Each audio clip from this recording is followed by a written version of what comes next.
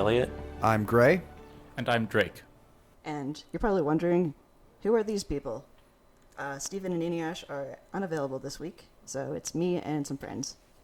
And we're going to talk about radical honesty, but first I wanted to let everybody introduce themselves. Gray and Phoenix have been on before. Drake, you haven't. Does anybody want to talk about what brings you here today and what your rationalist history is? Sure. All right. So, back in high school, I opened up about 100 math blogs and stumbled across Scott Aronson's blog, which led me to Scott Alexander's blog, and from there I sort of spread throughout lots of different nodes in the rationalist community. And Gray and I have been co-hosting the Minneapolis /St. Paul Twin Cities meetups for the last Almost a year year and a half-ish. Yeah. And got invited to be on here about a week ago, and excited to be here. And I'm Gray. As Drake mentioned, co-run the Minneapolis St. Paul meetup. I got into rationality from editing Rational Wiki. That was not very well advertised. And I read their article on Eliezer Yudkowsky and found the criticisms so single-minded that I felt obligated for intellectual honesty to read something he'd written, and then found that I didn't agree with the criticism. And then just kind of got into things further from there. Who was it you said that wrote that article about him? It's Rational Wiki's article, community article on Yudkowsky. Yeah, I don't think it's attributed to anyone in particular, but it is really kind of biting. Yeah, Rational Wiki is a weird thing. It's got some good articles that I would actually forward to other people, and then some are very biased. I think it's good at generating biting snark and not very good at choosing targets of that. Yeah. I think that's a good summary. You could describe the internet at large that way. Okay, Phoenix, did you want to say anything about yourself? Yeah. Oh gosh. I don't know. I've been in the rationalist sphere for a while. I'm partners with Jess. Radical honesty, or at least my version of it, has been like a thing close to my heart for a while, and like more explicitly so in the last like year, I guess. But we'll get more into that. So glad to be here to talk about it. Glad to have you here. And thank you for segueing us onto the main subject, radical honesty. So first of all, what is radical honesty? Radical honesty is the practice of training compulsive honesty, which includes refraining from telling even white lies. The name is actually trademarked. Is it? Yeah, it's, I don't know how recent that is, but the basic idea comes from a book/self-improvement program by Brad Blanton. Different authors have also proposed similar ideas, even Sam Harris in his book Lying recently, and Immanuel Kant less recently, who claimed in his 1798 essay on a supposed right to tell lies from benevolent motives that we have a categorical imperative not to lie under any circumstance, not even to a murderer looking for their victim. So people who are in favor of radical honesty claim that lying is the primary source of modern human stress, and say that speaking bluntly and directly, even about painful or taboo subjects, will make people happier by creating an intimacy not possible while hiding things. So, that's not exactly... So I'm a proponent of radical honesty. That is not how I practice it exactly, but it's a pretty good definition. Does anybody want to add anything or have any objections to anything I've said? So I read through Blanton's, as part of preparing for this, I read through Blanton's brief core principles of radical honesty that you shared. And because I know that you do the mindfulness meditation thing, I thought I would comment on it. I'm getting some strong reminders of Vipassana / mindfulness meditation from the way that Blanton talks about it. Mm-hmm. Is that something that's obvious, still obvious when you're more familiar with the practice? Yeah, absolutely. I think it was him who actually directly called it out as being a form of mindfulness meditation, or living your life in a state of mindfulness meditation. So Blanton's radical honesty includes practitioners just stating their feelings bluntly, like right from brain to mouth, and typically in ways that are considered impolite, which, like, Blanton in particular seems to kind of emphasize, like, yeah, you know what, those pants do make you kind of fat. Oh, actually, I hate this band. Can we turn the music off? Nah, I don't feel like going over your parents' house. Your mom's kind of an asshole, and your dad's cooking sucks. Which, are the kinds of things that would normally cause conflict, and hence the reason why, like, I guess default society tends not to lie, or tends to do the opposite. One thing that I was a little bit confused by reading some of Blanton's stuff is there's a lot of talk about these sort of social situations where you say a thing that might otherwise be taboo or left unsaid, or where you're expected to give answer A. You just actually say what you believe. But I wasn't as clear on more extreme scenarios, like Kant's example where murderer comes to your house and asks if you have a fugitive hiding in your attic. I don't know what Blanton advocates there. I don't know either. I don't know if he's addressed Kant, and that's a good question. Actually, I'd like to look that up. I can't speak to what Kant would have to say about it or to what Blanton would have to say about it, but I feel like it's consistent with my impressions so far of radical honesty to say, no, screw you, I know that you're going to misuse that information and I refuse to provide it. So it's definitely, so there's some other like variants of radical honesty that we're going to get into here that definitely just make space for that kind of thing. Should we just start getting into the other people's versions? So Wes, who's I think been on here before, and Yeah, friend of the blog, Within Reason. yeah, Or Wes. Wes's version I think is a good starting point for like a more practical version of this that you can just like start applying directly in your life, where it is a perfectly honest response to say, I don't want to tell you that, instead of like giving the information the person actually wants. Because like honestly, like sometimes you actually just need to keep a secret, and I try to live my life so that I don't end up in that situation very often, but Yeah, but sometimes you can't avoid it. yeah. That's actually one of my then this may turn out to be addressed in more of the literature, but one of my concerns with radical honesty is that the biggest chunk of a lot of secrets is the fact that there is a secret. So having a policy that requires you to divulge that there is a secret that would be compromised by your actually answering the question is not ideal. Yeah, I think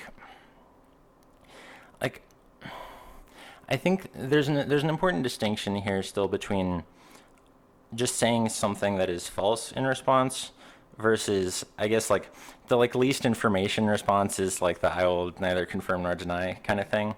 And like I would say that I can neither confirm nor deny, or at least I choose not to answer this kind of question or whatever, is honest, but it's also not trying to communicate at all, which defeats some of the point, but is still, I think, honest in the most important way, which is that it is not saying false things. Yeah. So the term that I've heard used to refer to this practice is glomerization, which was popularized by Eliezer Yudkowsky, but I think exists in legal circles as a term for this kind of thing, at least judging by a Wikipedia article. I think one thing that may come up later in the episode is that I like this and use it a fair bit to allow myself to be honest in cases where I would otherwise not feel comfortable committing to telling the exact truth about a question. I'm curious to hear more about that. Yeah, I mean, I think I agree that it is. It sort of avoids communicating in a sense. It is just saying I will not communicate with you about this, Which is still an honest and potentially useful piece of information, but it can also be honest and useful for the same reason for the reason I expressed concern. Yeah. And I think this is something where I have some curiosity about how folks who do practice radical honesty deal with this. Is that I often find myself in situations where I would feel it was much more unethical to commit myself to answering questions where I couldn't have this out of saying I pre-commit not to answering questions of this form. For instance, if someone has like conveyed something private to me or might not have, then like even saying, whether they have told me some secret might be potentially damaging, and so I like generally don't answer questions about things that people have told me in confidence. Yeah, I'm trying to think of an example, and I don't know if this fits exactly. And now I'm trying to think of a way to say a secret someone told me recently without, like... Maybe this isn't the best way to talk about this. Let me go back a bit. First of all, the thing that I liked about Wes, or Within Reason's take on radical honesty, is that this is kind of performing like radical honesty is an act of vulnerability that you can share with people who have consented to share it with you. I like that a lot, and that helped me kind of get at my like moral problems around radical honesty, because I think it's like usually the standard culture's default that people, don't tell the truth. You're not supposed to tell the truth about certain things, and you learn what those are at a young age, which things are faux pas versus not.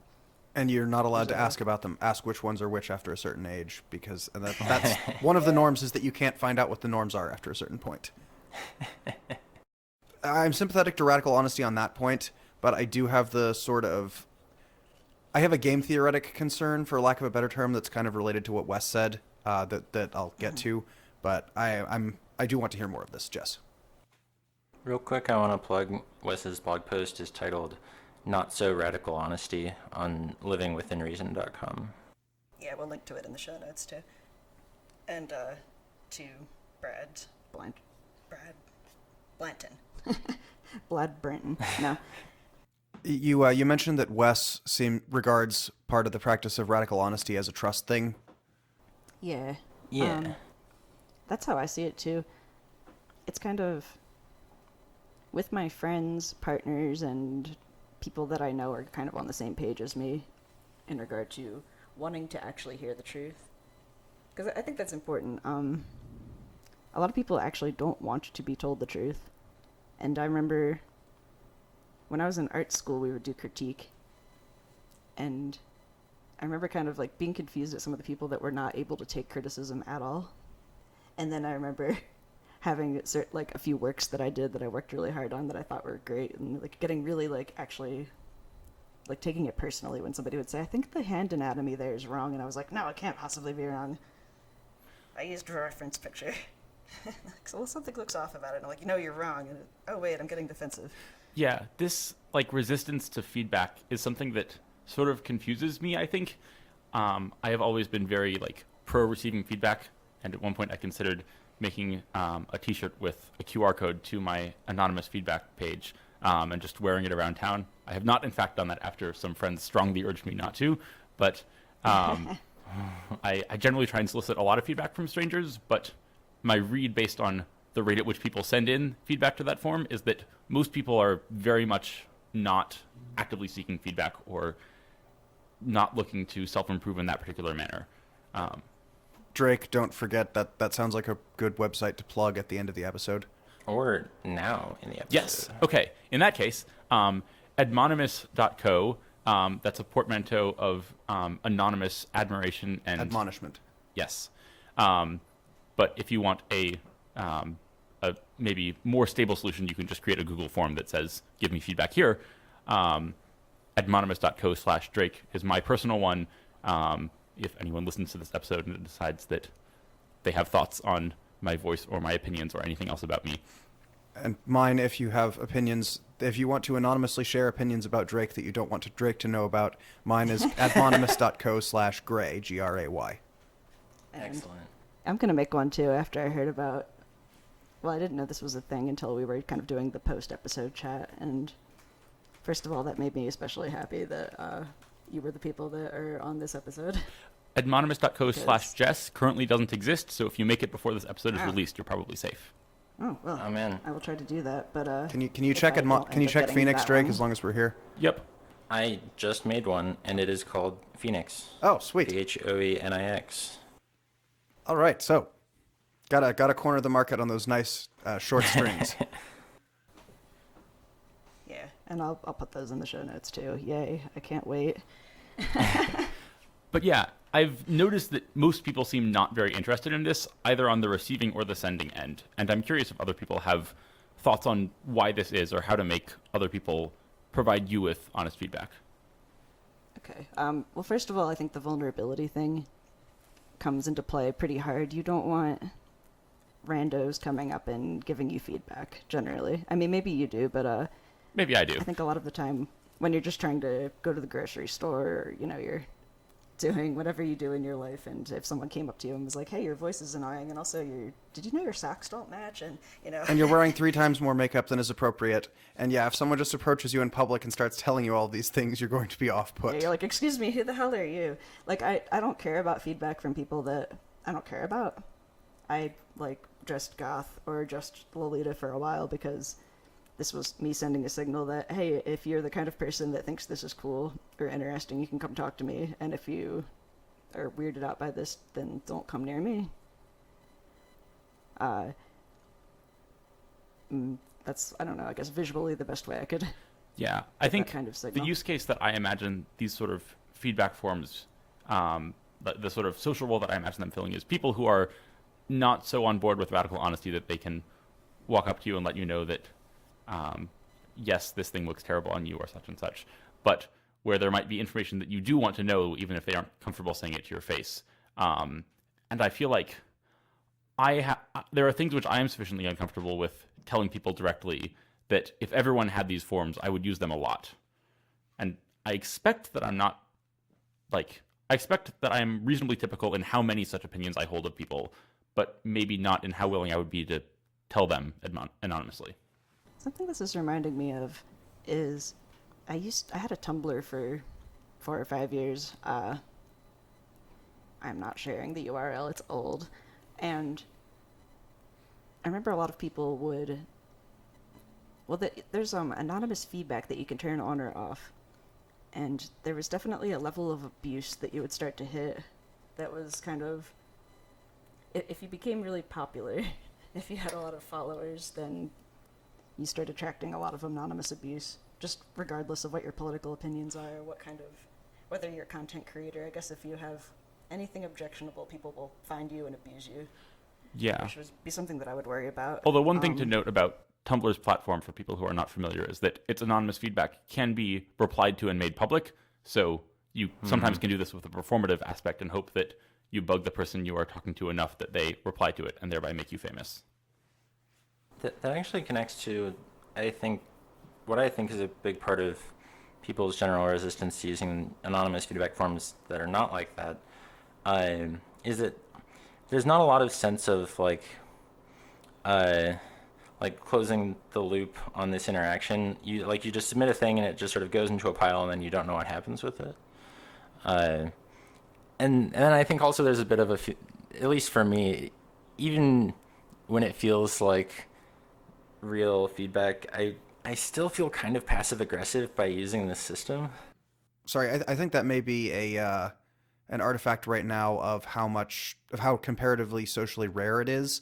If there were a default, if there were an expectation that you could communicate directly with anybody and share uncomfortable truths or whatever anonymously, I think that people would do a pretty good job of separating them, and the overall throughput of personal communication would increase. For me, it's probably the case that anytime someone sends me anonymous feedback, I would be just as happy or happier to receive it directly from them, but that I assume other people's preferences are such that they prefer to send it anonymously versus in person, and I would rather receive it anonymously than not at all. And on the other side of it, if there's something I'm not comfortable telling someone at all, even if it's passive-aggressive or sort of, at least it is passive, to tell them this thing anonymously, that I'd rather do that than just leave them in the dark. Phoenix, I was going to ask what you meant when you said that you feel passive-aggressive. By which, you feel passive-aggressive by commenting on someone else's or by creating a comment box for someone else to put comments in?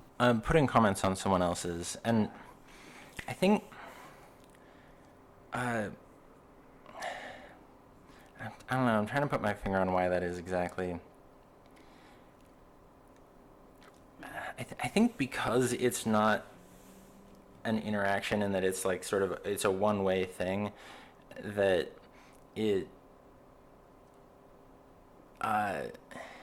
this is the kind of thing that is people often resort to using this when they want to do a thing that they don't feel like they could do face to face because it's passive aggressive, or because or like they want to be aggressive, but not in a way that actually requires an interaction.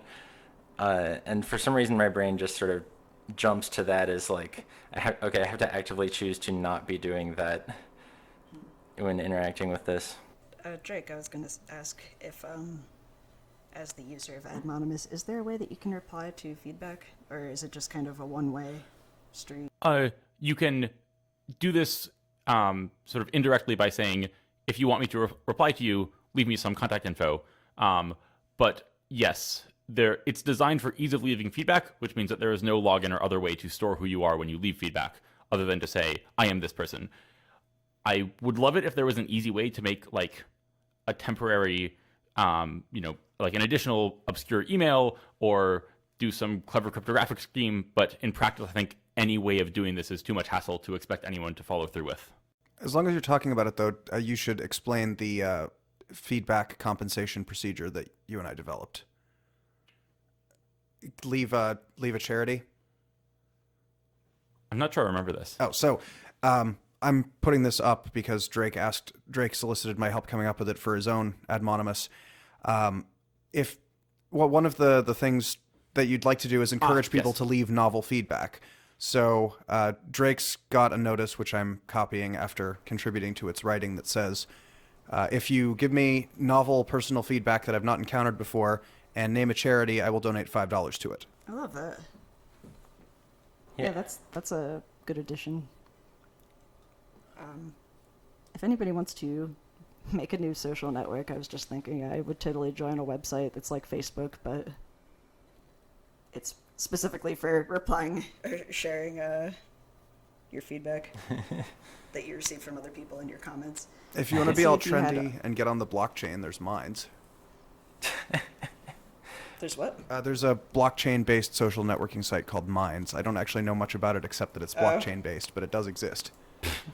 All right. Well, I know there's also, I don't know if it still exists, but probably the blockchain-based dating website Luna. Is it called Luna? Oh, yes, it is. Although I think it was once functional enough that I made a profile on it, but no longer seems to be in that state. The website exists, but is not loudly proclaiming where you can go sign up. So I take it that it is in a state of hiatus at best.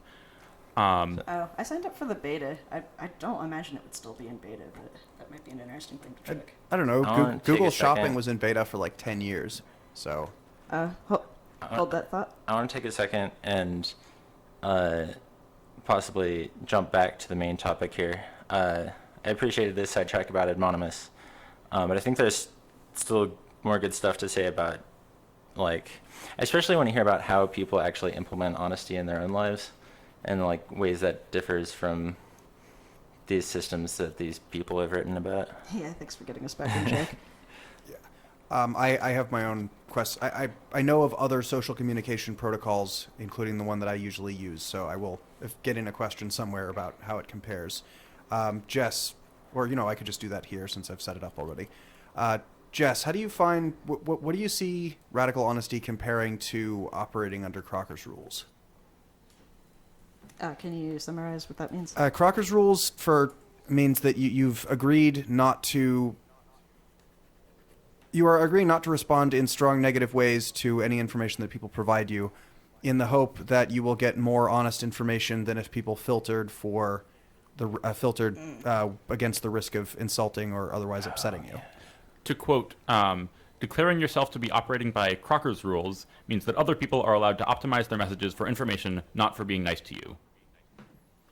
Yeah. So it's not a license. It doesn't ennoble sending possibly insulting information in the way that a weak man of radical honesty seems like it might, but it does mean that you have licensed other people to not worry about insulting you.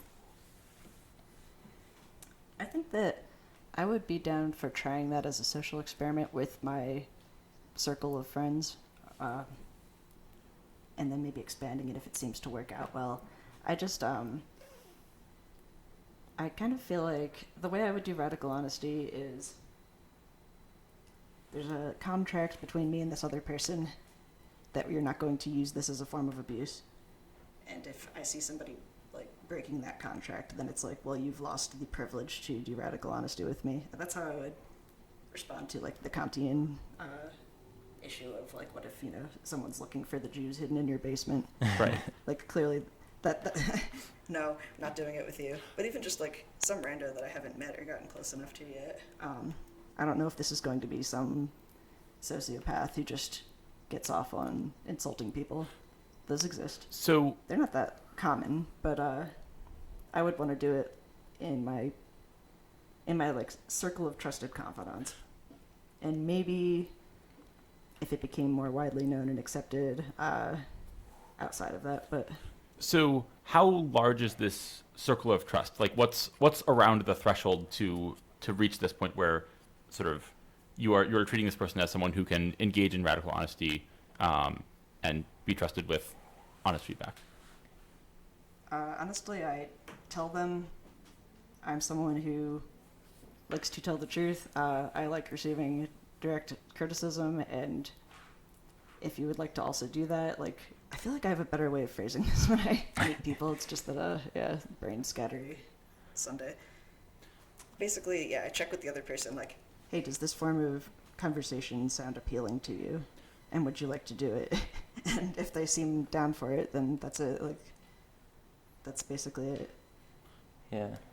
I found this page describing Crocker's rules, and the sentence, Crocker's rules means that you have accepted full responsibility for the operation of your own mind. If you're offended, it's your fault. I just appreciate how much that is in line with the Courage to be Disliked whole thing that I'm sure we'll talk about on another episode because I keep wanting to. But that does sound like I'm grateful for the copy of that you gave me, and I have been flipping through it, and I like it. Excellent.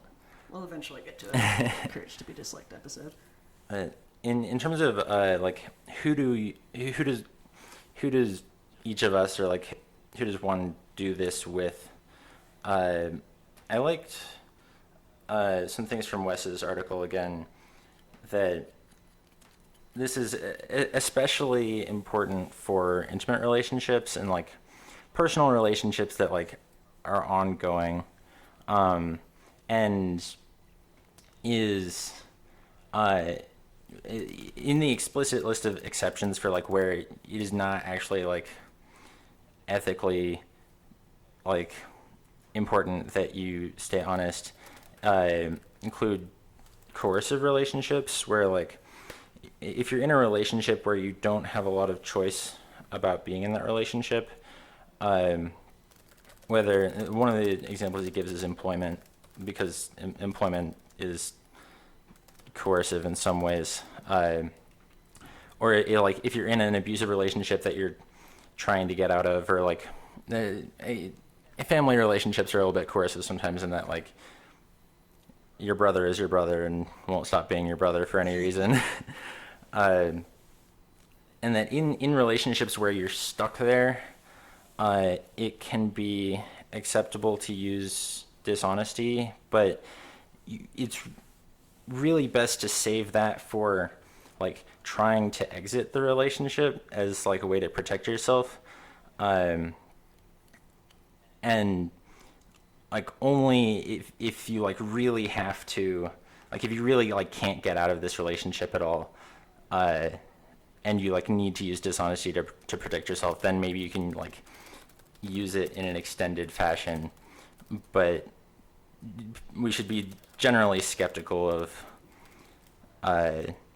our motivation to do that, because people tend to round in that direction pretty frequently when probably they shouldn't. Being dishonest when, like, thinking they have to be dishonest in an extended fashion when really they either don't have to or they should be leaving the relationship. Yeah, one frame that I thought was interesting in this blog post is sort of honesty as consent, and sort of like that if someone is being honest with you, then you have this, there's nothing that you are sort of having this interaction with them without having consented to some fact about them that you don't know.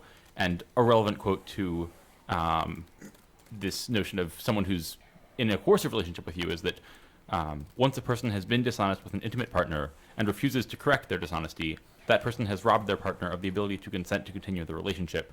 The only ethical choice is to end it. Yeah, I really like that framing.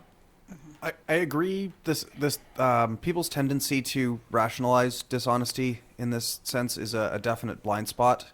There's a definite tilt in priors in favor of this being an acceptable exception to telling the truth for a lot of people, a lot of the time. But I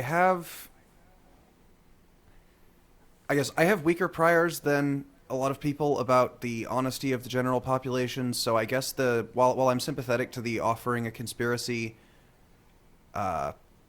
paradigm where you open with trust in that fashion, sometimes that's too costly to justify. Where I'd think about it in the other direction is, and this is going to sound like a very dismal view of the world, and I'm aware that it is. And the reason I like dealing with other rationalists is that I don't have to think about this very often. But there are enough people who benefit by dishonesty that an excessively comfortable habit of honesty with the default person may render you vulnerable in a way that you aren't willing to be. I'm going to tie together two bits of Harry Potter and the Methods of Rationality to try to explain this. When Harry meets Snape and reflects on a lecture he got from Professor Quirrell about just first-level deception, lying, no, I didn't take the cookie out of the cookie jar. Second-level deception, when a parent, hoping that they can catch the child red-handed and thereby get some greater repentance, would lie about believing that the cookie was not taken from the jar. And you can get third levels of deception where you want your second level deceiver to think that they successfully fooled you, and so on. It gets really, really complicated after about 3 levels. That's part one. There's deception and deception about deception. It's a complicated enough subject that it behooves you to be up on it. The second half of this is Lucius's remembered lecture to Draco about the rule of 3. Where any plan that requires more than 3 things to happen is doomed to failure. And since only an idiot would come up with a plan that was literally as complicated as possible, the real maximum is 2. So my philosophy on that is that it seems imprudent to be as defenseless as possible against other people's deception. First level deception is inadequate to protect you from deception. Second level deception only protects you from people who can't protect themselves. So, and since it seems foolish to be as defenseless as you think you can get away with, the real minimum is third level. So I think if you're in a business that requires this kind of thing where like there's I don't know, like politics is the obvious example. If you're in a situation where there's like a lot of backstabbing, just sort of like in the nature of the work you're doing, I think that you're going to often end up in situations where like an interaction is coercive in some way, or like you're having to do things sort of in self-defense, which is one of the other examples Wes gives of like when sometimes you have to do this and it's to like defend yourself or someone else, so like with the murderer coming to your house example. And that I personally solve this by just like I just hate being in those kinds of situations and I avoid them Exactly. really hard. I would be a terrible politician, for example, and I would never want to do that kind of work. And maybe this puts me at some kind of disadvantage, but I think that the life that I live instead is pretty good. Yeah, that's exactly what I was going to say.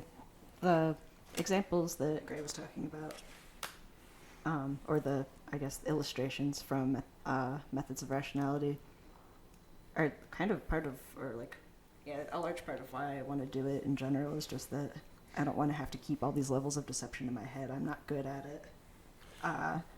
Yeah, I suck at keeping secrets. I suck at telling lies. And it's exhausting. If other people want to do it, then, like, that's their choice. I'd rather not be in a relationship with them.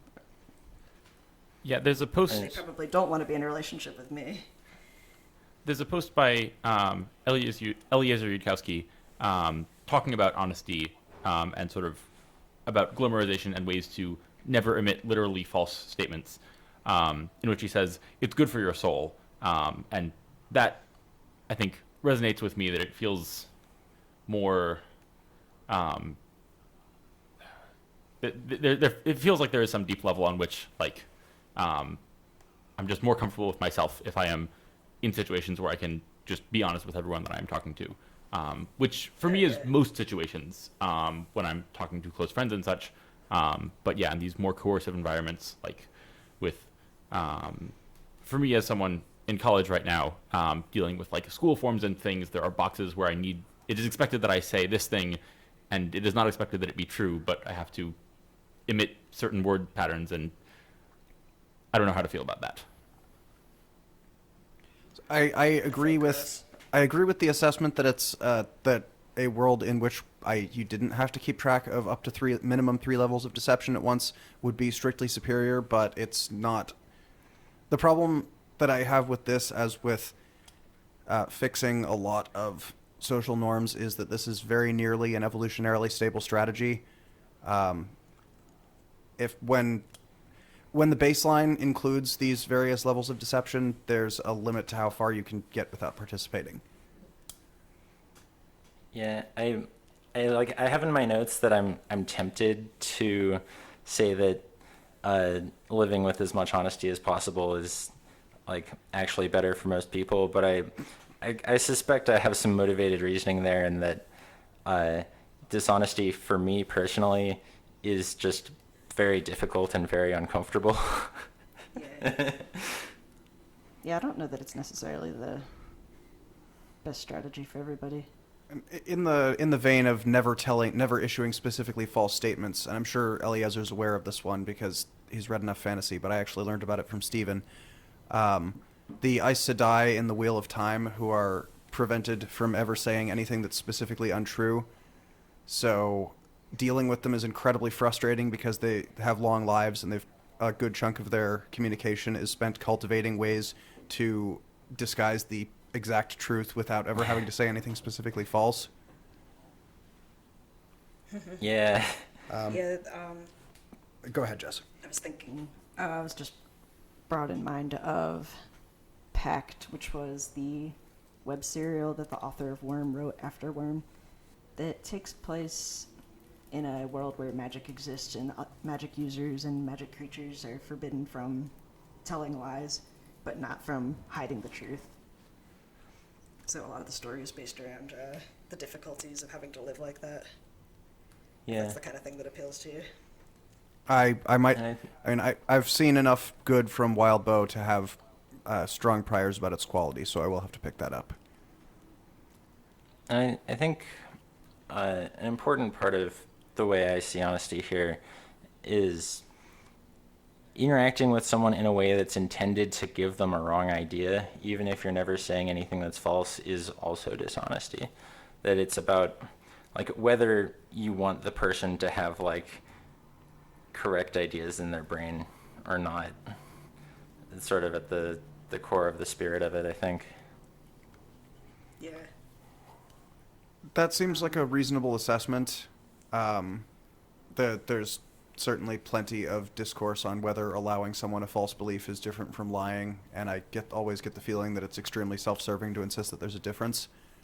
But yeah, I guess in this case I'm just sort of like defining dishonesty. I think I'm mostly just stealing this from Wes, honestly, but defining dishonesty as a term to include lying and also these other things that make people believe false things. Yeah, withholding the truth or saying things that are technically true but misleading. Yeah. Something else that I forgot to bring up when I was going through the original descriptions of radical honesty.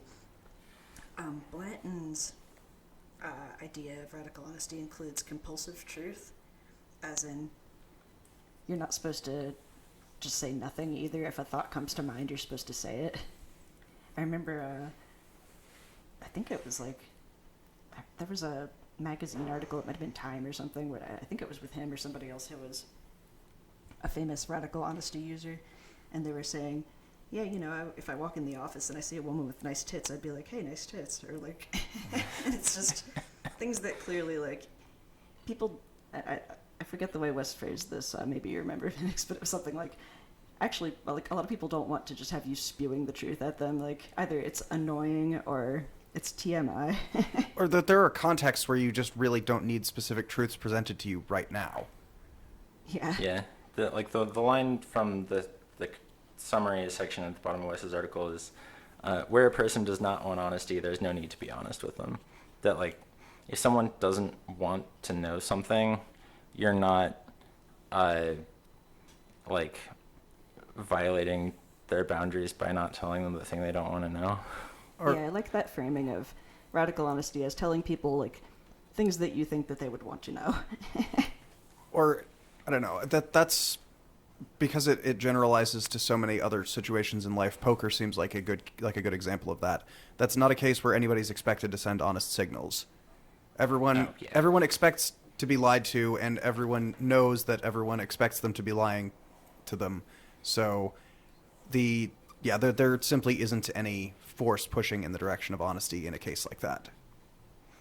Yeah, and I think like entering a situation like that where like everyone knows that this is literally a game about lying, like obviously that's what you're in for. You shouldn't expect people to be doing this. I wanted to say something about the thing we were just talking about of only telling people things that you think they want to hear, and that my personal version of that, I take that a little bit further in that if I think someone would want to know something, I feel like I have to have a really good reason to hide it from them, to not tell them, and that I think, hopefully I'm not misconstruing Wes's position here, but that in that kind of situation, at least according to Wes's rules, you can also just decide whether you want them to know. But I just feel like I'm hiding things from people all the time if I don't have like a slightly higher standard for that of telling people things I think they would want to know, even if I'm a little bit uncomfortable with telling them.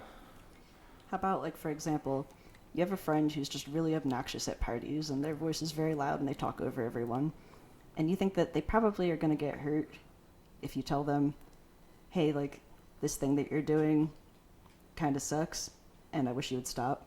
But then also you notice that this person has been going, like, why don't people like me?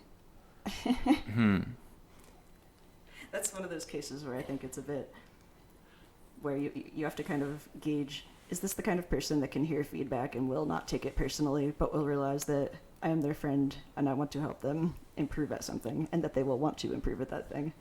Or is this somebody who's just going to get defensive about it, think that you're attacking them, and not actually change? So what's the point? For me personally, I think there are like maybe 5 people where I would tell them this unsolicited, and many more where if they had actually asked, why don't people like me, that I would give them this feedback.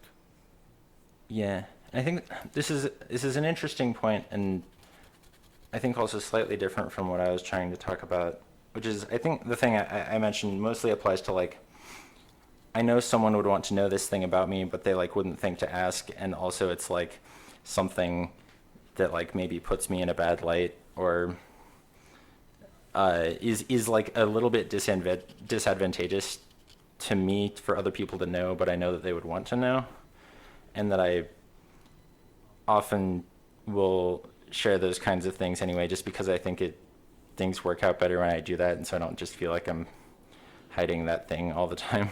Maybe A habit that I've gotten. is a central example of this something like You being got it? attracted to a person who you don't expect to reciprocate it? Oh man, so that's really a specific topic I wanted to mention at some point, of like places where I have difficulty with this.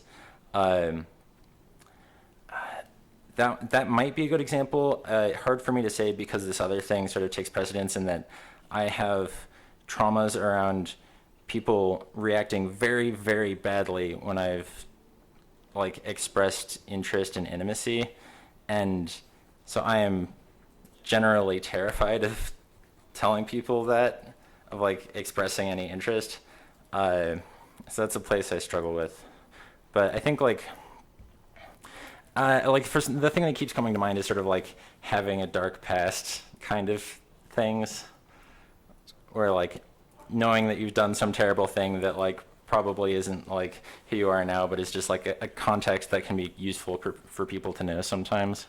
I think for me at least, and I think I'm at least somewhat typical here, my preferences for knowing things about people has appended to it so long as it doesn't cause them significant emotional distress to transmit this information. I definitely have also had issues figuring out how to communicate attraction properly, because there's a tendency in at least some circles for that, if it's not reciprocated, to be taken as a slight somehow. And I have seen people suffer significant social consequences for that when it turned out to be unrequited. I still don't know exactly how to communicate that sort of thing properly outside of narrow social contexts where it's expected that you communicate it up front. Yeah, and I think this is one of those things where like I know that I struggle with this a lot, but I still strive to be more straightforwardly honest about that kind of thing, because when I see other people doing it, it seems to be really good for them. It's just a lot of like terrifying work to get there from where I'm at. I also think in the case of potentially negative things about yourself that you would want divulged, like you wouldn't keep them absolutely secret, but you think they maybe cast you negatively enough that you wouldn't be inclined to throw them out up front. I'm sympathetic to the view that disclosing that sort of thing is good, but on a meta level, I think that if part of your means of communicating with someone, for example, that you wanted to take on as a romantic partner, is to communicate everything about you immediately that might make you undesirable, that's going to make life difficult for you. I have actually used that as my strategy when I date people. I don't do it as much anymore, but for a while there was a desperation of trying to explain to people that, like, actually I have a lot of these neuroses that are difficult to deal with, and if you're not going to be cool with that, I would like to know that up front. I think I've gotten better just picking people who have the same neuroses as me so I don't have to communicate it. But I have actually, like, hey, like, on my first date been like, so, you know, I have anxiety disorders. I might have a panic attack randomly. I get really irritable if I'm trying to read, and you, like, just listing it off, like, here's the list of things that you should know about me. I think this is the kind of thing where like there is a thing to be said for like giving good first impressions, I guess. But I think that the penalty for like sharing a bunch of these negative things about yourself like pretty soon in a relationship is probably much lower than you would think. I personally space them out when it's like relevant to context, because I think like you also want to give someone an accurate impression of you, and if you only just say all of the terrible things about yourself, that actually isn't helping give an accurate impression of you. But hiding them forever isn't either. There's also maybe a question of norms where if people expect someone to exaggerate their good qualities in describing themselves for dating, and then they see you list all of your bad qualities, they think, wow, if this is their, you know, ×2 goodness version of themselves, they must be really... One of those signaling equilibrium things we were talking about yesterday. Yeah. So, public service announcement, or I've mentioned this to you, Jess, already. When I finish up legal systems for my own podcast, the next project will be Eliezer Yudkowsky's Inadequate Equilibria in podcast form, and Drake is providing one of the voices for that. Hey. Cool. You heard it here first, unless you said it somewhere else. I said it at Which case you heard it here. Solstice, so there's a good chunk of possible audience that knows already. If you didn't hear it at Solstice. Alright. We're talking about radical honesty in relationships. And something that I wanted to get to was, I am in the polyamory community. So when earlier you were asking about which friend groups or which like social circles in particular I use this kind of relationship style with, definitely, I think it's, for me, like, this is the only way I can do polyamory, or even, like, going a bit further, this is the only way I would want to really do it, a romantic relationship ever. So I'm completely sympathetic to that view. Possible eggplant here, depending if you think that they wouldn't be comfortable having it discussed. But I know that Wes insists on disclosing this particular fact up front about himself, and finds it very frustrating when, even in a forum like OkCupid, where that's information that's put right in your face, people still don't read it and know, and then act upset when they find out about it. Yeah, I am currently in a monogamous relationship, but certainly have found that it would seem very hard to make a healthy relationship work without some level of trust and ability to like know that you are communicating only honest things to your partner in at least all meaningful respects. Mm-hmm. Something I find so frustrating is I think you see this in a lot of like rom-coms or even commercials where, what is it? There's this like cliche about relationships where if your wife is asking, does this dress make me look fat? Obviously you're supposed to say, no, honey, of course. And that seems to be a lot of people's relationship model, that one of the duties of being in a relationship with someone is to like boost their ego even to the point where you're lying to them. It seems very unhelpful to me. That's an exaggerated feature of the formula rom-com plot, though, as are other forms of poor communication. My attitude to that sort of movie plot is what Tom Lehrer said. I think personally that if a person can't communicate, the very least he can do for everyone else is shut up. Maybe that's why I don't like the romance genre, is that it is so much of the conflict comes from miscommunication. It doesn't have to. I've seen good romances, but like that's where the conflict is coming from something else. But so often, even comedy in general, without the romantic prefix, there's this funny joke where these two characters are just screwing up, and if they had just talked to each other, none of this would have happened. Yeah, I think there's a lot of overlap with that and just doing poly in general. And that a lot of rom-com problems would just not be problems if you're like poly and doing it well. And I think these are very similar because being poly very strongly requires good communication and like being very open and honest with each other, and that like it's like there's a lot of issues around jealousy and like being attracted to people other than like your primary partner, like especially in mono things. And like the way you get around that is you just talk about it. Like you don't hide that you have various feelings. You like actually discuss it with your partner, and this makes it like actually possible to work with these things. And I think that like a lot of the things that you have to do poly well, I personally think are also things you should be doing in mono relationships. It's just that the cultural structure of mono relationships gives people permission to not do that. Yeah, I don't even like the word jealousy. I think insecurity is usually a more accurate word. Yeah. Like, it's not that I want you to not date that person. Like, sometimes it's more just I don't want you to leave me, or I don't want to be getting less of your attention or love or resource. I think the fact that poly has strong, explicit communication norms around relationship structure probably goes a long way to averting that. It depends on what style of poly you're practicing too, because there are different styles. But yeah, the non-hierarchical includes stuff, radical honesty. I think you would definitely get around that for the most part. I've gotten that sense elsewhere, though. There's a YouTube book reviewer I like who did a video about why she doesn't read anything by Jane Austen.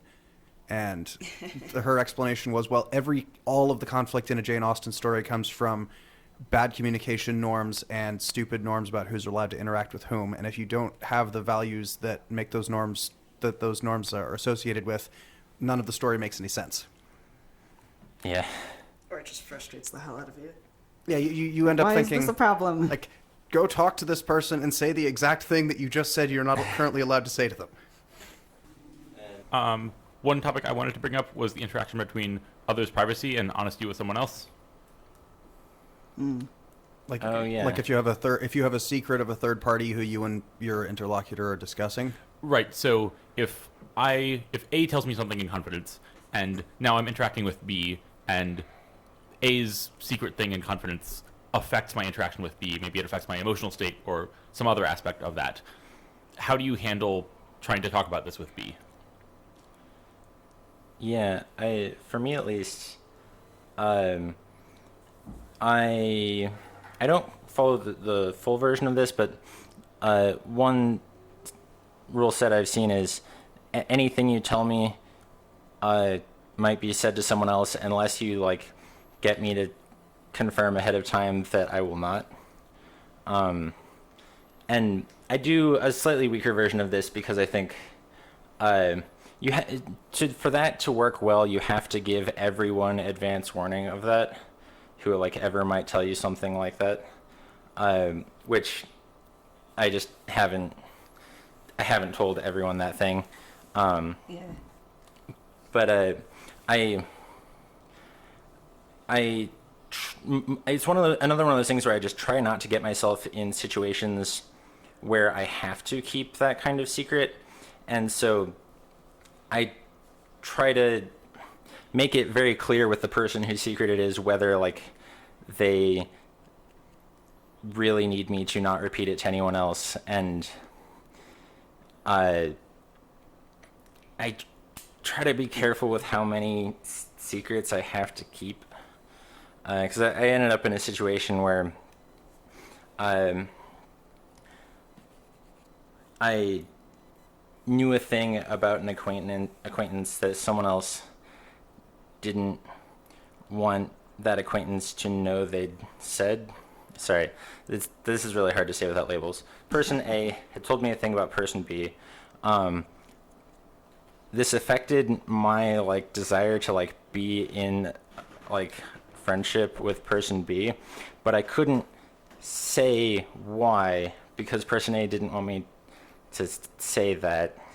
Didn't want person B to know that person A had said that because that would damage their relationship. And this is a really uncomfortable situation to be in, and I mostly just solved it by I don't talk to person B very much anymore, which sucks. Yeah, I mean, it seems like a hard problem. Scenario. I guess I could just say this. I was trying to like be coy about it earlier. I know none of my family members listen to this, and it doesn't matter. I was talking on the phone with my dad recently, and he just slipped to me, "Oh, by the way, your sister's pregnant." Oh wait, she wanted to be the one to announce that. I wasn't supposed to tell anybody, and I'm laughing because I'm like, well, now I know where I get it. First of all, I like to just tell people, don't tell me secrets because I will blurt them out. Like I don't remember in the moment that. Yeah, I don't know. It's hard to keep track of all that stuff, and I think the thing is, I think most people are this way. There's probably some people who are just naturally good liars, who have really good theory of mind or whatever, but like most people actually suck at telling lies and keeping secrets. Yeah, I think one thing that maybe isn't acknowledged as much as it ought to be is like there is a decent social cost to telling someone a secret, in that you have now like burdened them with this potentially eternal responsibility to like have knowledge that they can't transmit to people, and like even though it affects all sorts of other things that they do. Yeah. Right. Like I think one thing people should do is say like, "Do you want to hear a secret?" Oh, and just to finish the story about my sister. So my dad's telling me that she's not sure yet, so she didn't want to spread the news around, but she's just having really bad morning sickness. And I was like, okay, well, I just got on Danceatron on the black market, which is the best anti-nausea drug. It's Gray prescription only. Huh? Gray market. The gray market, Phoenix specifies. I resemble that remark. CanadianPharmacy.com or something.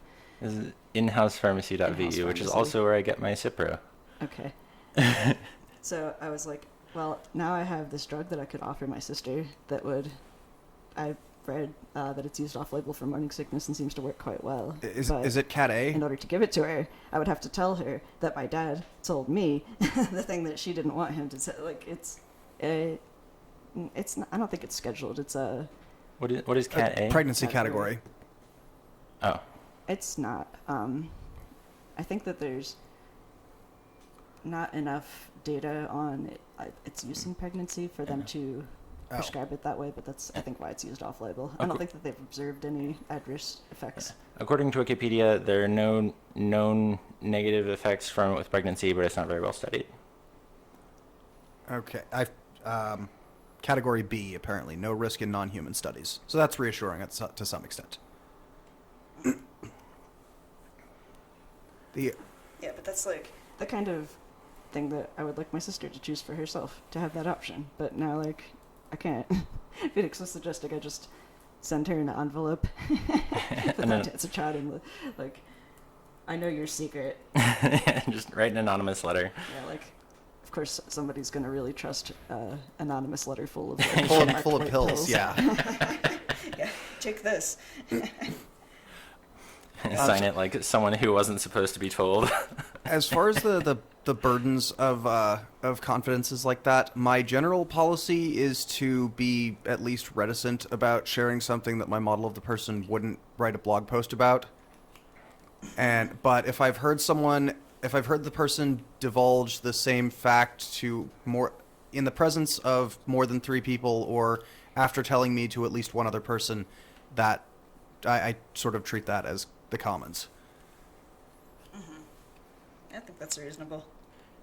Yeah, I think my standard is generally like, if I think that sharing, like, if it's sensitive enough that sharing it might realistically cause some kind of like social or other kind of harm to the person whose secret it is, I try to just ask that person, can I share this? And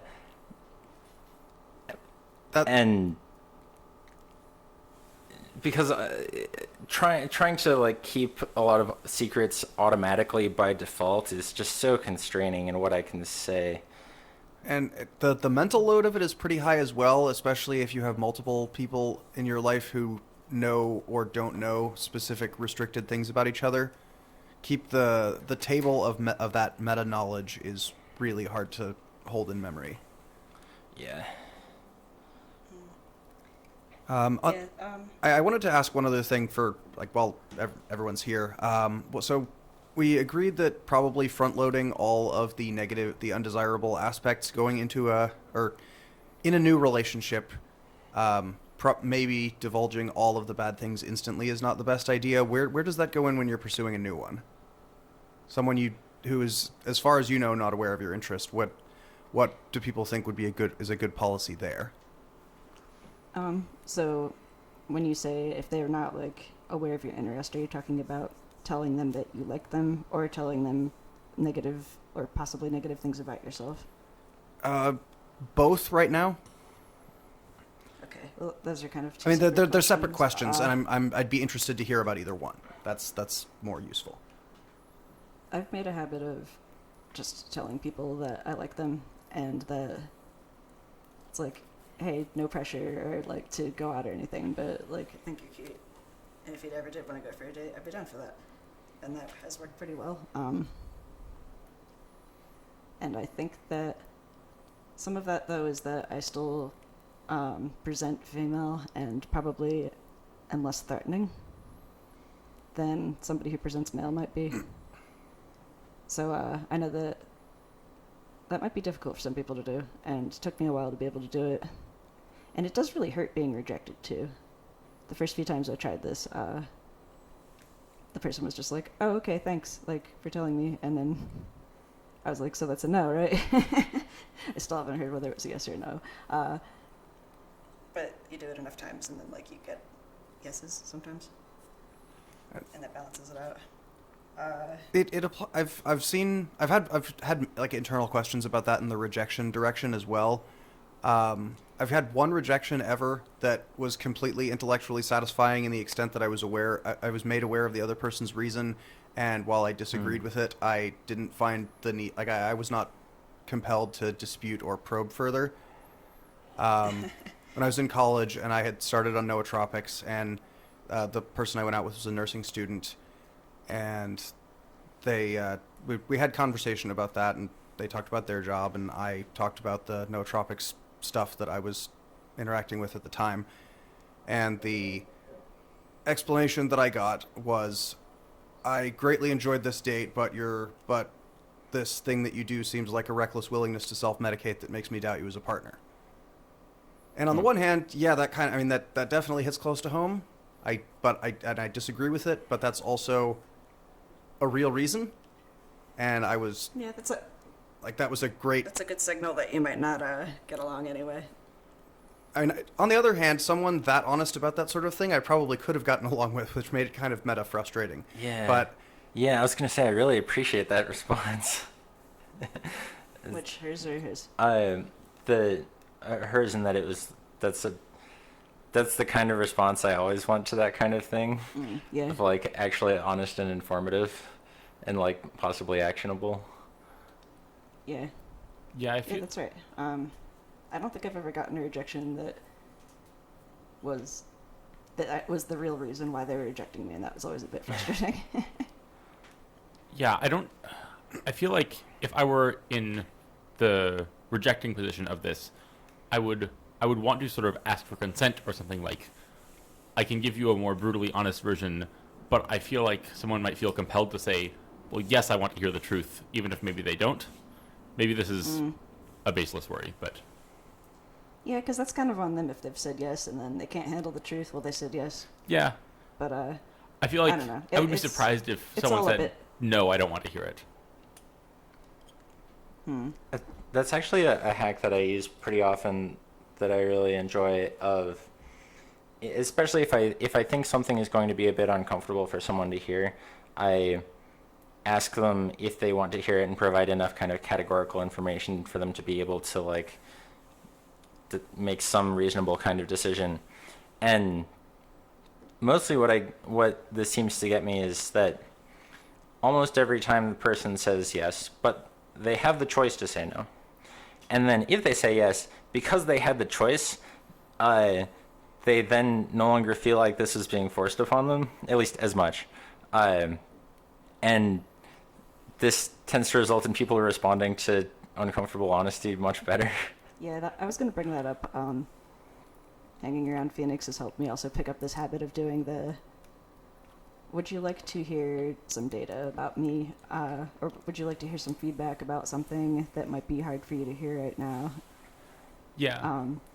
Asking before divulging stuff when you get the sense that it might be awkward, I think is a really good way to deal with a lot of the discomfort of radical honesty in general. Yeah. And sometimes my answer is like, I'm in emotional distress right now. Let's try again in an hour. Yeah, or sometimes you're, even sometimes you watch the person, they're like, yeah. And you're like, are you sure? And then yet you think about it and you're like, well, maybe not right now. Or sometimes I've said, yes, but can you be very gentle and kind? Yeah. When you, or maybe sandwich it with some compliments or something. I've offered people a, do you want a socially acceptable version that won't give you anything useful?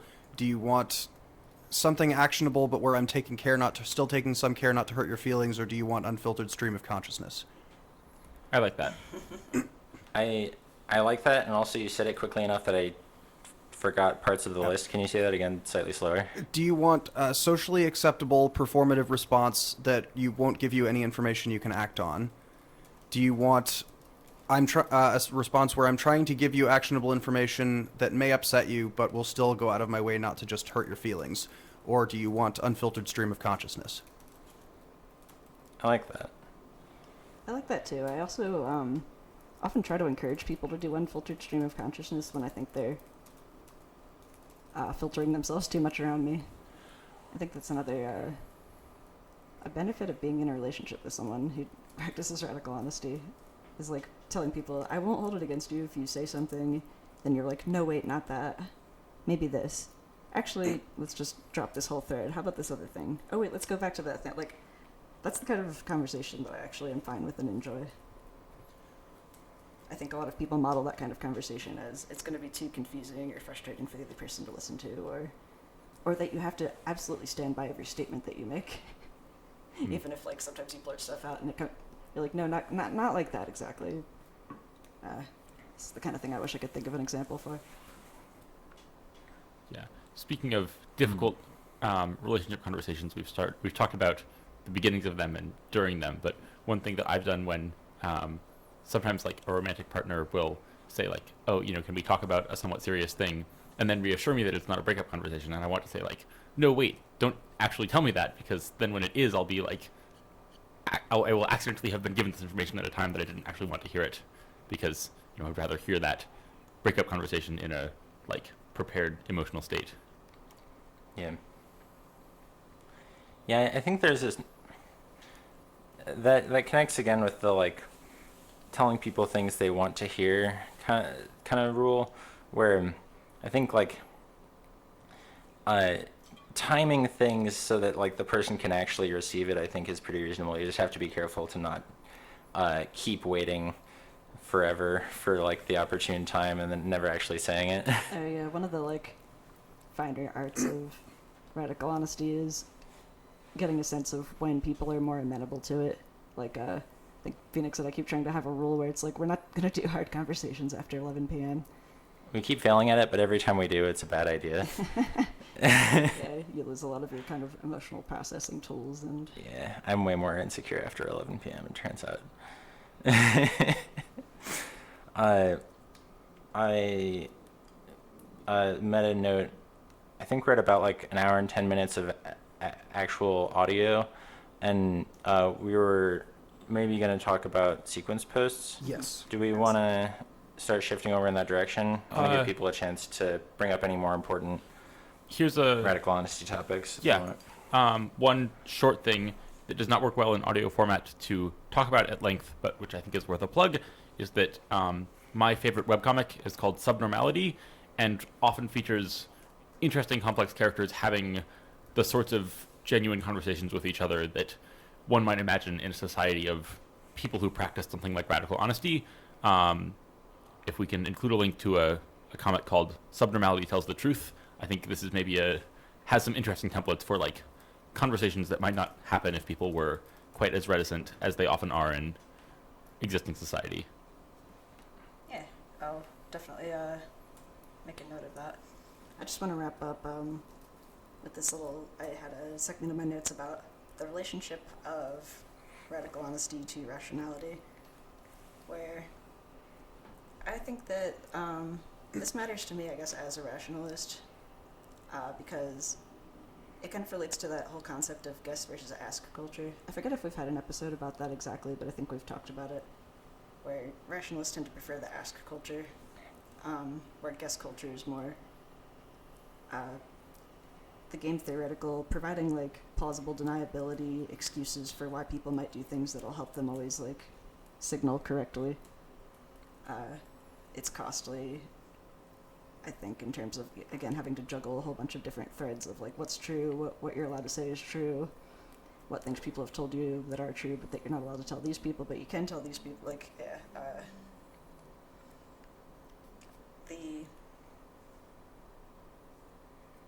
I guess like a core tenet of rationality is that the truth is good and it's good to pursue it, so that, like, I don't know how much I want to make that like a really strong moral imperative, because again, I do think that radical honesty is kind of, it's a choice that worked great for some people, probably people on the autism spectrum especially, and I think some people really dislike it and they really enjoy playing signaling games, and that probably wouldn't be the best, style of relationship for that kind of person, and that's fine. Another thing is, like, I think the Slate Star Codex surveys and maybe some other surveys have shown, like, rationalist values. They tend to have openness, like effective communication, and less regard for taboo traditions and signaling games in general. So those are kind of the reasons I brought it up. And I guess the other thing is just that rationality endorses this, like, idea of overcoming bias, which, or, learning not to lie to yourself in order to be more effective and less internally conflicted. And I think that this can help you learn to do that internally, and also applying that in dialogue with others can also help you just, be less conflicted, pursue your goals more directly, so forth and so on. As far as the signaling games and the filtering that goes on in a lot of normal social interaction, I would add that when I started attending physical rationalist events, I started to notice a lot more of my bad social habits and kind of got better at doing the baseline socialization because of it. I don't have... What do you mean? I've had a hard time putting it into words, but being in an environment where I wasn't getting any of the... Like, I get unconscious cues to do a lot of them, but historically I've been a lot of filtering and sort of meta reasoning about the conversation as it's going on, and the the greater emphasis on this authentic social interaction in rationalist circles caused me to notice what cues I wasn't getting anymore. And I didn't notice them when they were cues that I was getting constantly, but I like the stair that doesn't exist at the top of the staircase that you don't notice until you trip. I only noticed it when I expected it and it wasn't there. What kinds of cues, out of curiosity? Specific things that I would normally go out of my way to never disclose to someone I wasn't already in a romantic relationship with. Like, I have had a life with a lot of interesting stories, and some of them are more interesting to certain types of people than others. And I've gotten better to in some small way at identifying those categories of people and targeting my interactions accordingly. It's been healthy. I'm definitely still not very good at it, but it's been healthy to notice ways of getting better at it. I think felt this too, that like my brain does some sort of default understanding of what are the norms here, and then how much of myself do I have to like conceal or put filters around so that I fit in with those norms, and that in rationalist spaces I can like basically just turn these filters off and sort of like not be projecting a version of myself that is more honest, not in the sense of like truths and falsehoods, but in the sense of like what I would be like in the absence of social pressures to act otherwise. I think it's maybe carried back over to that, like experiencing being in a more sort of safe environment to be myself lets me like express more of myself in the everyday world and be like, oh, I can just be a little bit weird, and that's like all right. Yeah, I think that's definitely one of the biggest psychological benefits for me of ask or tell culture versus guest culture. Is Agreed. something about the guest culture that I just wanted to comment on from your three choices that you give people about what kind of communication they want. Is the first one of like socially acceptable performative response,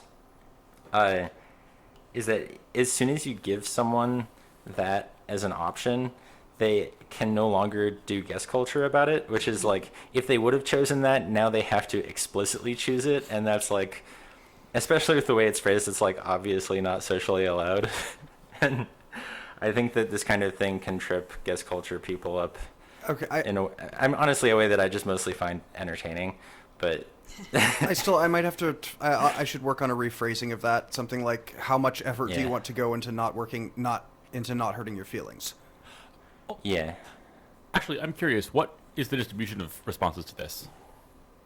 Most people ask for the second one. I've gotten one request for the third one and about 3 for the socially acceptable performative response, which I find, trust me, confused the crap out of me at the time.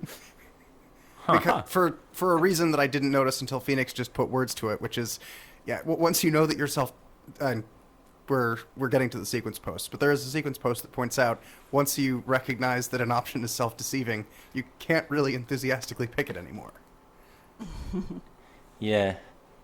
You can't pretend to not be self-deceiving by doing it. No, really, I've totally deceived myself.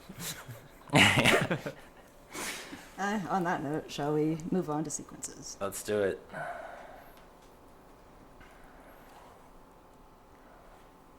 Okay. Our sequences this week are absence of evidence is evidence of absence, and conservation of expected evidence. So, absence of evidence. The sequence begins with a quote from Robin Dawes' Rational Choice in an Uncertain World. The quote talks about the internment of Japanese Americans during World War II. When California Governor Earl Warren testified before a congressional hearing, a questioner pointed out there had been no sabotage or any other type of espionage by the Japanese Americans up to that time. Warren responded, "I take the view that this lack of subversive activity is the most ominous sign in our whole situation. It convinces me more than perhaps any other factor that the sabotage we are to get, the fifth column activities are to get, are timed just like Pearl Harbor was timed. I believe we're just being lulled into a false sense of security. And by the way, fifth column, I had to look that up. That's referenced a few times in the sequence. It's just a group of people who undermine a larger group from within. Eneasz says, consider Warren's argument from a Bayesian perspective, where seeing evidence for something means we should give our hypotheses higher probability. Shouldn't the opposite also be true? Using Bayes' theorem, Eneasz lays out the math behind the Japanese-American sabotage question. He says, let E stand for observation of sabotage, negation of E for no sabotage, H1 for the Japanese-American fifth column hypothesis, and H2 for the hypothesis that no fifth column exists. The conditional probability P of E given H is our confidence in E if H were true. A quote, whatever the likelihood that a fifth column would do no sabotage, the probability of P, not E, with H1, it won't be as large as the likelihood that there's no sabotage, given that there's no fifth column. The probability of P of not E given H2. So observing a lack of sabotage increases the probability that no fifth column exists. So he says this doesn't prove no fifth column exists, but in probability theory, absence of evidence is always evidence. Absence of evidence is always evidence of absence. In real life, a cause might not reliably produce signs of itself, but the absence of a thing definitely won't produce any signs. And at the end, Eneasz brings up the fallacy of the gaps in the fossil record, pointing out that because fossils form very rarely, it's futile to trumpet the absence of a weakly permitted observation, when so many other strong positive observations already are recorded. In that same vein, if there are no positive observations at all, then it might be time to worry, so hence the Fermi paradox. And he ends this by reiterating, your strength as a rationalist is your ability to be more confused by fiction than by reality. If you're equally good at explaining any outcome, you have zero knowledge. I forget if this was the first time he ever actually... I feel like this was a quote that was in a previous sequence or somewhere else, but I might be misremembering just because I remember the quote so strongly, and I didn't remember that it belonged to the sequence. I think this is the earliest use of that particular quote. Is the noticing confusion post earlier in the original sequences than this one? He definitely talks about noticing confusion a lot. Yeah, I just don't know if it was this your strength as a rationalist is your ability to be more confused. Maybe because I heard it in Methods of Rationality first. Yeah, because Harry's conversation with Professor Quirrell in Diagon Alley references this and a couple of other very Yudkowsky things. And the thing which, in that vein, reading the quote from Governor Warren that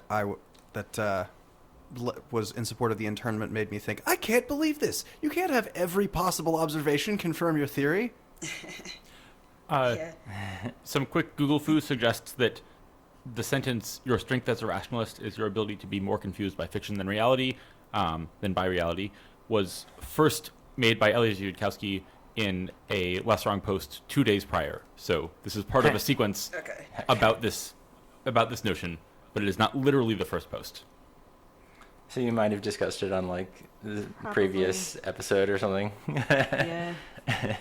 I want to say that there's also a footnote at the end of this one where he says, if any of this sounds confusing, see my discussion of Bayesian updating towards the end of The Machine and the Ghost, the third volume of Rationality from AI to Zombies.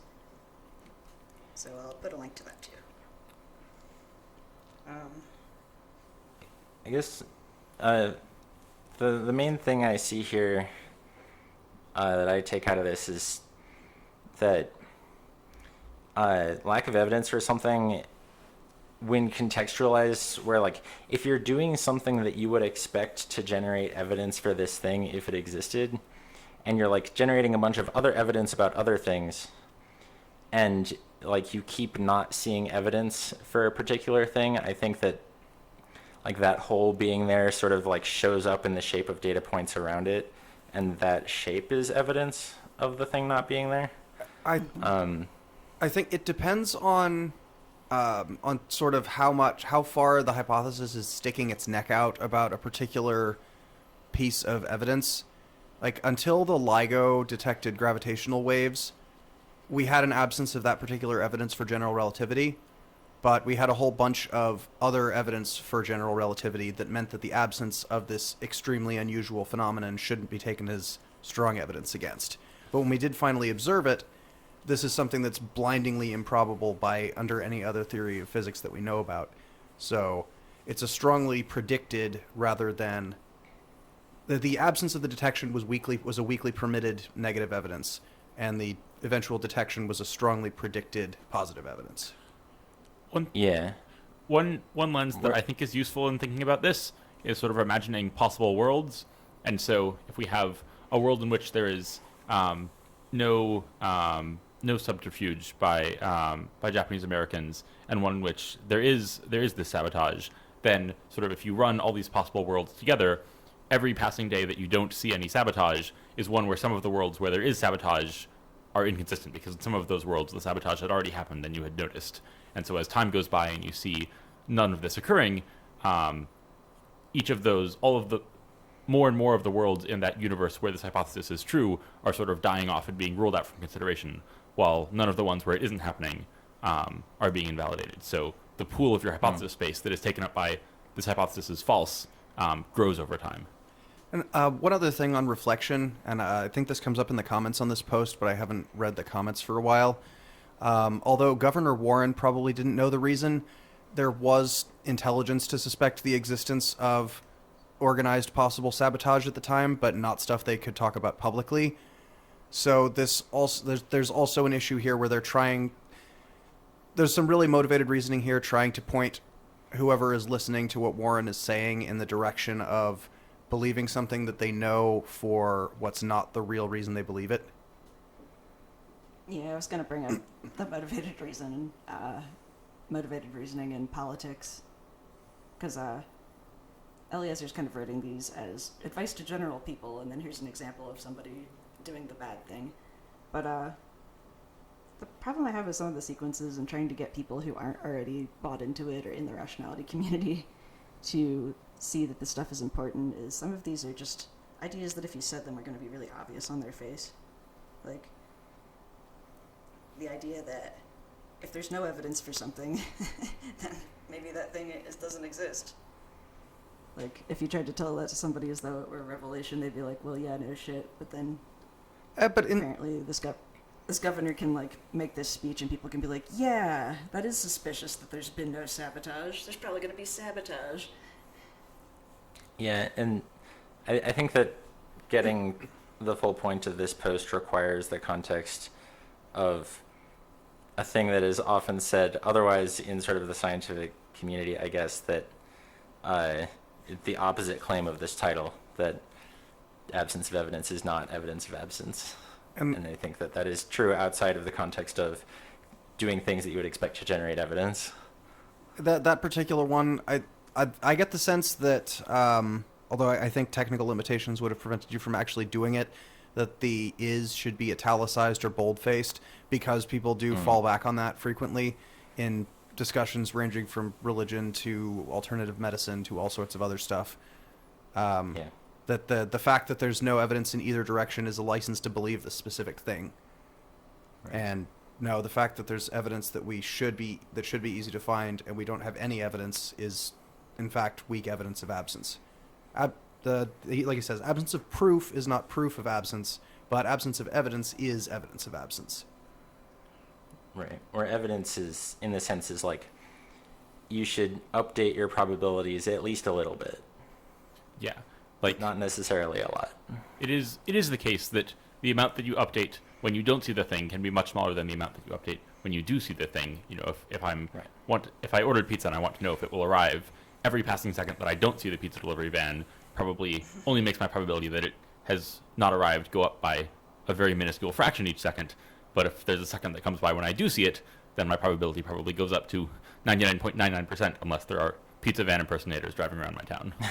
Well, that sounds like the mother of all segues into the next post. I was hoping that somebody would do that.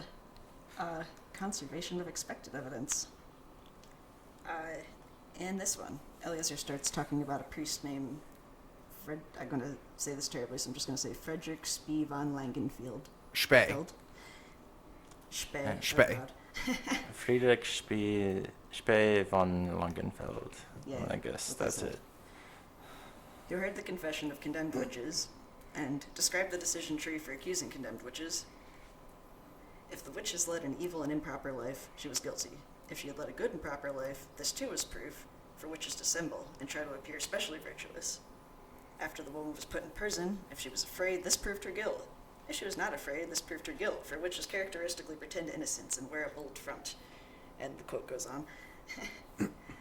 Eliezer points out, Spee was in the unique position to act as a confessor to many witches, so he was able to observe every branch of the accusation tree.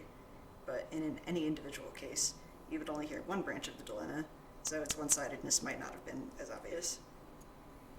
He goes back to the rule that absence of evidence is evidence of absence, and says you can't have it both ways. You would call the more general law that this falls under conservation of expected evidence. The expectation of the posterior probability after viewing the evidence must equal the prior probability. Therefore, for every expectation of evidence, there's an equal and opposite expectation of counter-evidence.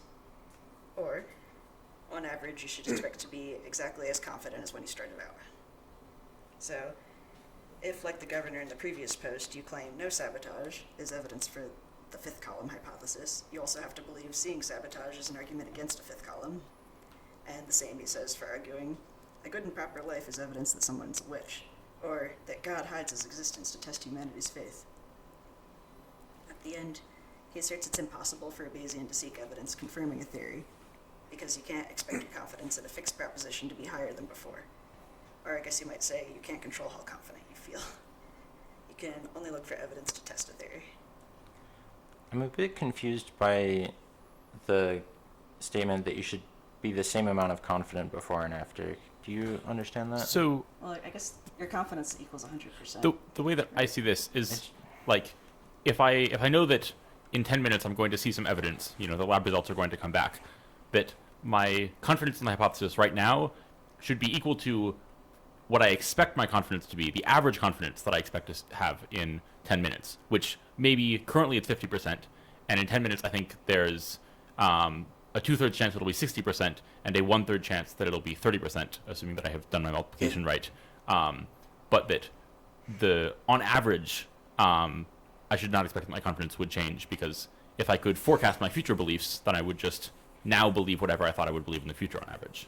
Yeah, since one of the classical ways of introducing people to Bayes' theorem is the test for a disease that's got some prevalence in the general population, and the test is X% accurate, there's a pretty good chance, given whatever accuracy of the test, that the positive result means actual infection, and there's a pretty good chance that a negative result means no actual infection.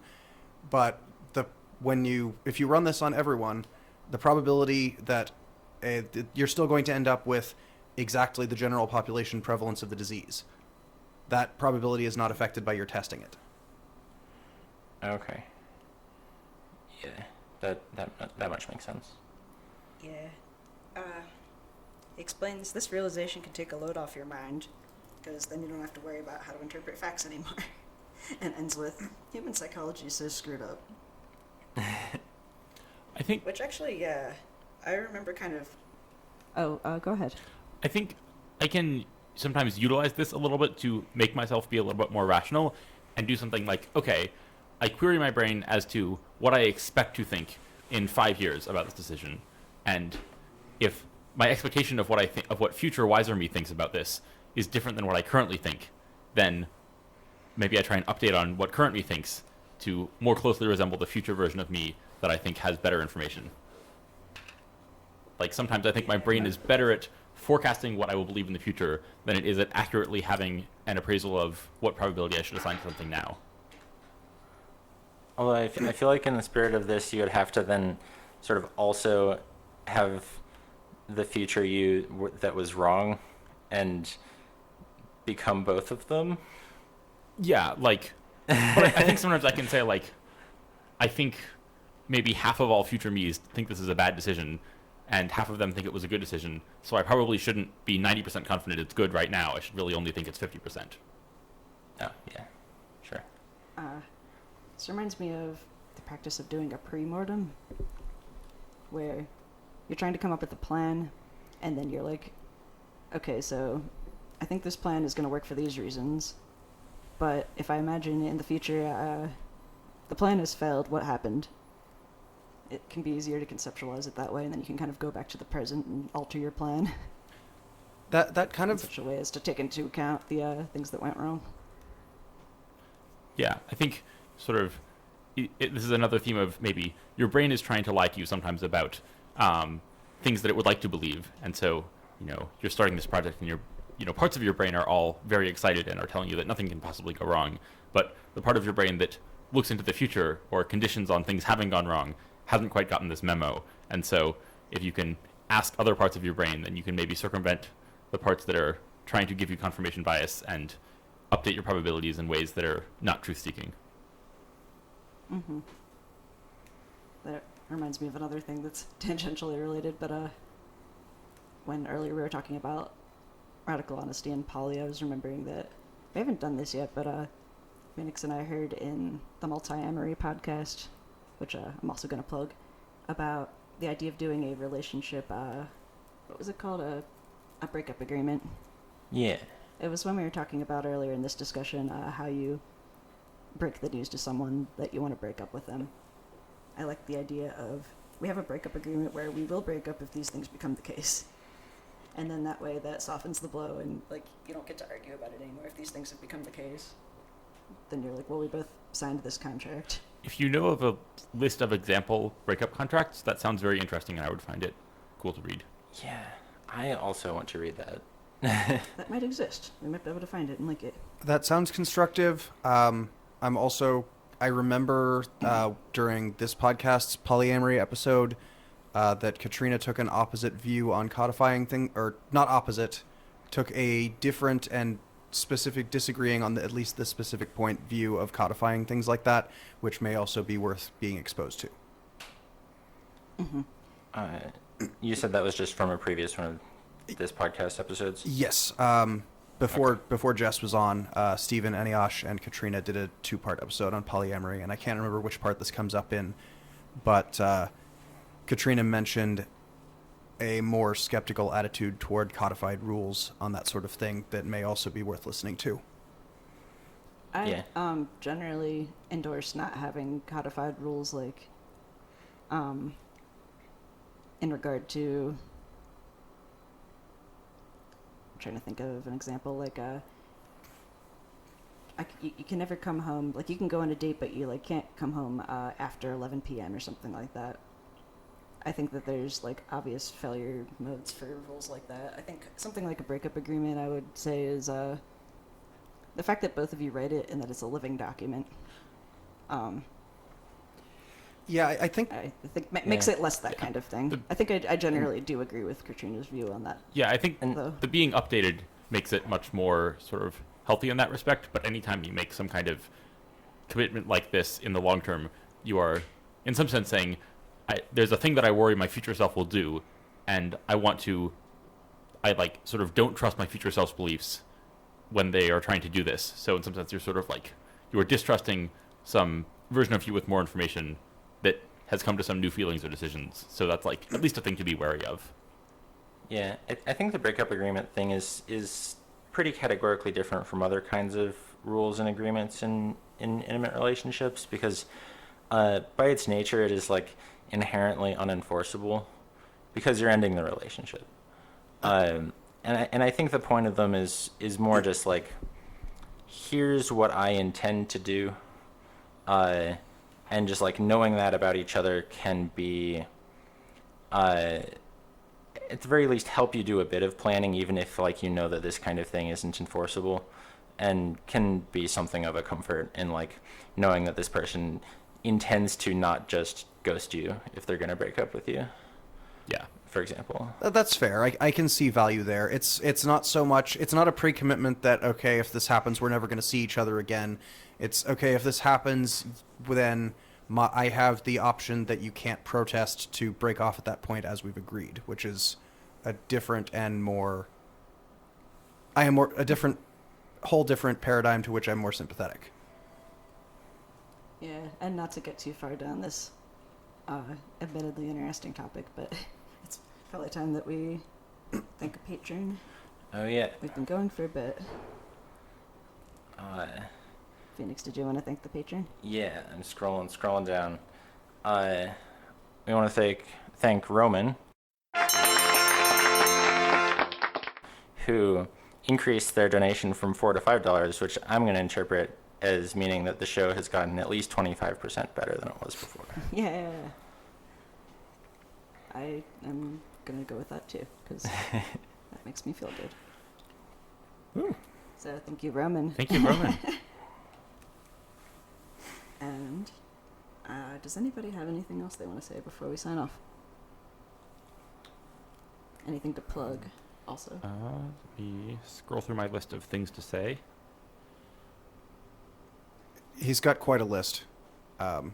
Drake's expanded mind space has a file of these things. The remaining items on the We'll list, have to I have think, you on are more.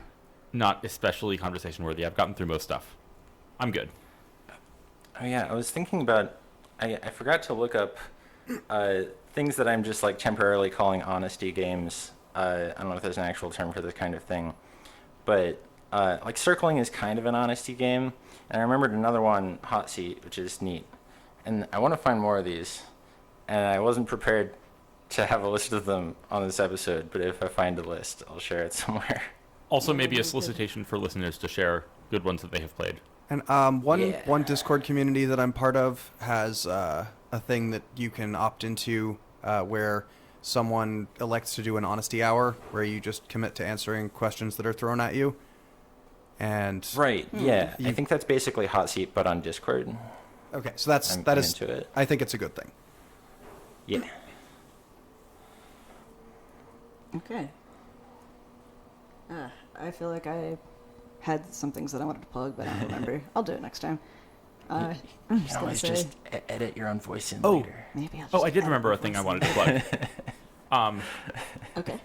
This is somewhat related to sort of difficulty of communicating romantic things to people, which is that reciprocity.io, let me say that again with more Oh, yeah. enunciation. Reciprocity.io is a website in which you are shown all of your Facebook friends who also use this service, and 2 check marks, one for would you like to go on a date sometime, and one for do you want to hang out soon. And if you and the other person both check each other's respective boxes, you are notified. And so this is a thing where if everyone used it, like maybe 30% of all social dilemmas would have been solved. Yeah, I wish that there was a third one that was just has logged into reciprocity like within the past month. Yeah. Because my list is mostly full of people that I don't think ever check it, and I also often forget that it exists. But They do give you a chance now to... that you mentioned it, Yeah. Maybe this serves as a ping for anyone who is using it to go and update their checkboxes. They give you the option to include a blurb, and mine always includes, I last logged in on this date. nice. Oh, that's useful. I might I have may to steal start that. doing that in some other places. I should do that on my Admonos box too. Like I last updated my feedback solicitation on. Yeah. Yeah, I like it. All right, I think that is all we have for this episode of the Bayesian Conspiracy.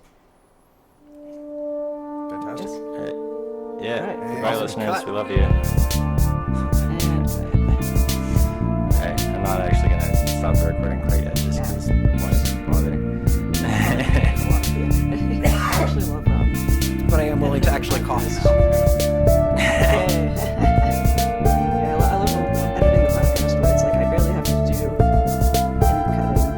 cutting to the middle, and then like the closer it gets to the end, the longer the pauses get. You can hear the listeners getting just getting tired. Yeah.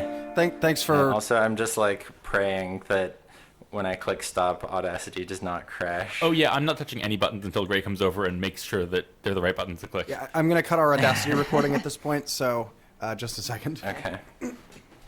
Alright, the thing to do is click stop and then save, right?